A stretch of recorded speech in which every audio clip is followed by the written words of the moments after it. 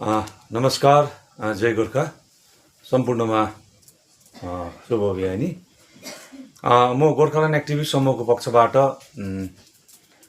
एउटा वक्तव्यको निन्दा गर्न म यहाँ आज एउटा भिडियो बनाइरहेको छु।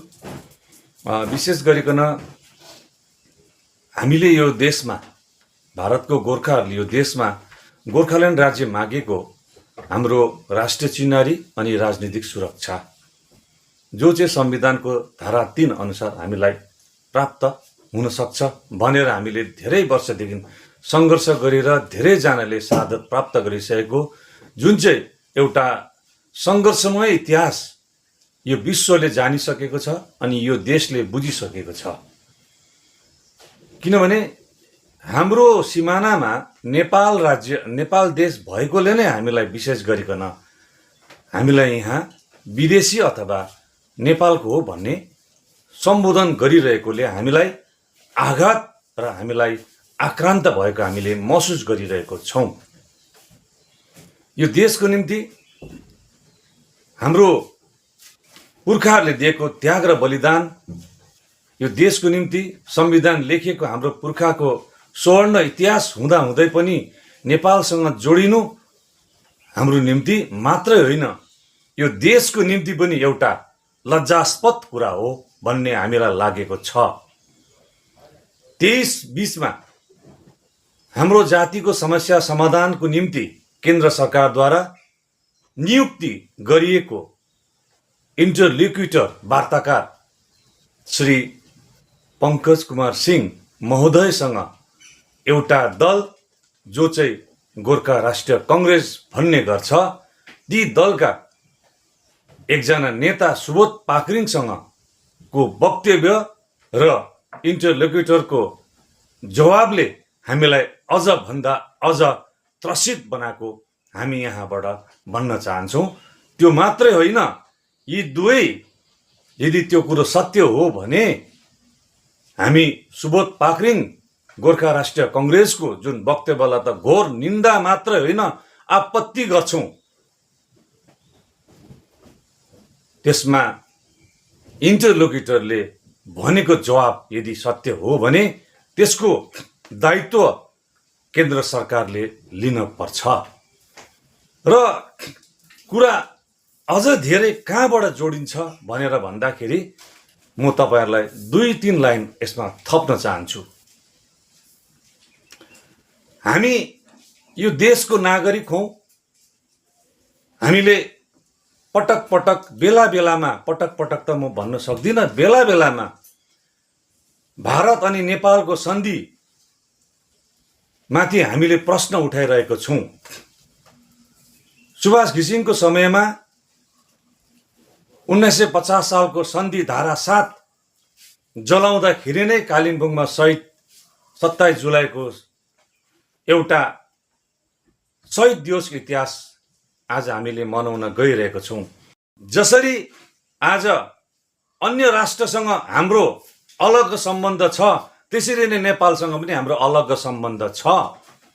तर यहाँ गोर्खा राष्ट्रिय कङ्ग्रेसको नेताले कसरी भन्यो कि धेरै वर्षदेखि गोर्खाल्यान्डको आन्दोलन गर्दा गर्दै पनि गोर्खाल्यान्ड भारतले नदिएको कारण चाहिँ हाम्रो झुकाउ नेपालसित हुन्छ भन्दाखेरि यो कुरा कसरी चाहिँ सुबोध पाक्रिङले कुन हिसाबले भन्यो भन्दाखेरि चाहिँ यस डेफिनेट भन्ने कुरो चाहिँ इन्टरलोक्युटरले भन्यो। यो दुवै नेतृत्व अथवा अधिकारीको यो वार्तालापको हामी गोर्खाल्यान्ड एक्टिभिस्टसँग घोर भर्त्सना गर्छौं। अनि यदि इन्टरलोक्युटरले यो कुरो भनेको हो भने यसको जवाब, यसको सफाई कुनै एक भाजपाको नेताले होइन, यसको सफाई होम मिनिस्ट्री उहाँलाई जसले एपोइन्ट गर्नुभयो, नत्र भने यसको जवाब राजु विष्टजीले अवश्य दिनुपर्छ। साथसाथै म यो पनि तपाईहरुलाई यो आजको प्रेसबाट म आगाह गर्न चाहन्छु, म भन्न चाहन्छु, हाम्रो दार्जिलिङको अथवा हाम्रो गोर्खाको अथवा हाम्रो भारतीय गोर्खाको कुनै पनि नेताहरूको सम्बन्ध नेपालको कुनै राजनैतिक पार्टीहरूसँग हुनु हुँदैन भन्ने म यहाँबाट तपाईहरुलाई आग्रह गर्छु। यसले गर्दाखेरि हामीलाई नेपालसँग जोड्ने जुन सरकारको षड्यन्त्र पनि हुन सक्छ त्यसले अझै महत्त्व पाउँछ। म यहाँ नाम नलिकन भन्न चाहन्छु, हाम्रो देशको मन्त्रीहरूले पनि भनिसकेको छ 1950 सालको सन्धिले गर्दाखेरि भारतको गोर्खालाई चिन्ता गर्नु पर्दैन भन्दाखेरि हामीलाई नेपालसँग जोड्ने प्रयास गरिरहेको छ। यसमध्ये हाम्रो नेताहरूको नेपालसँगको राजनीतिक सम्बन्ध यदि छ भने त्यो तुरन्तै बन्द गर्नुपर्छ। केही दिन अघि दार्जिलिङमा नेपालका एकजना राजावादी नेताहरूलाई मैले दार्जिलिङमा देखेको थिएँ। हामी सबैले देखेको थियौँ। त्यसको हामी त्यसको विरोध गर्छौँ।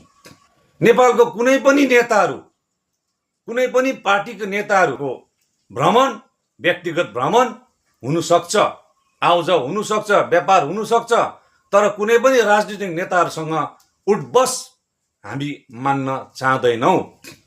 त्यसबेला नेपालको राजावादी नेता दार्जिलिङमा हुँदाखेरि भारतीय जनता युवा मोर्चाको दार्जिलिङ जिल्ला कमिटीका नेताहरूले उहाँलाई स्वागत गरेको पनि हामीले सञ्जालमा देख्न पायौँ।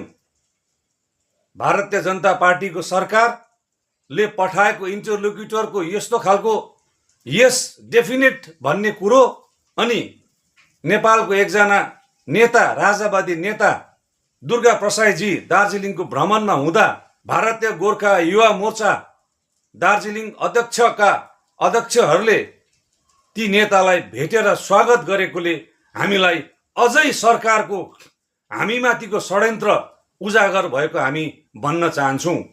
म एकजना भारतीय गोर्खाको हैसियतले मेरो बाजे 1901 सालमा मार्गसरोप चिया बगानमा जन्मिएको,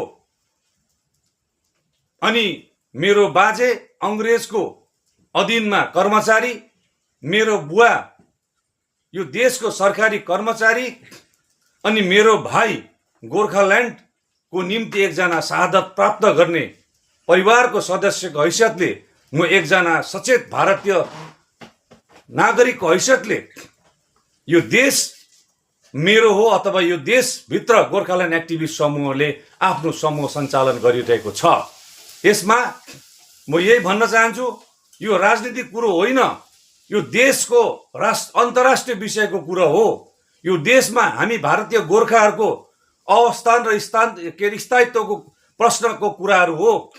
हामी अनुरोध गर्दछौँ दार्जिलिङका सम्पूर्ण स्टेक होल्डर अथवा हामी भारतीय सम्पूर्ण गोर्खाहरू जो यो भारतको राष्ट्रमा, यो राष्ट्रको निम्ति हामीले गरिरहेको योगदान, बलिदान र हामी खाँटी भारतीयहरू भएर बसिरहेको समयमा यस्तो खालको क्रियाकलापले हामीलाई अझै पीडा बढेको हामी महसुस गर्छौँ।